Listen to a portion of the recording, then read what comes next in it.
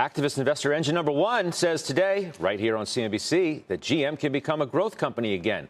Leslie Picker's following that money. How do they intend for GM to do that, Leslie?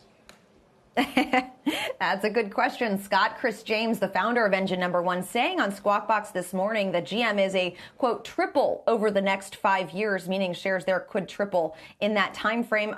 According to their 13F, at the end of the second quarter, Engine Number One held about 400,000 shares worth about $21 million. It's unclear how much they hold now, but it's about 6% of their portfolio as of the end of Q2. Now, James, in this interview, emphasized it's not necessarily an activist stake. They really do like what GM is doing right now in terms of its transition toward producing more battery electric vehicles. The investment idea is on that front. It stems from this white paper that they worked on in conjunction with Wharton that focused on battery electric vehicles, what they call BEVs, noting that Tesla is not enough and that GM is a leader among the incumbent automakers. The firm writing, quote, GM, by virtue of its large strategic bet on BEVs, has perhaps the strongest foundation, starting with past R&D investments, substantial patenting, and now its proactive moves to secure future battery supply. Now, they have been engaging with GM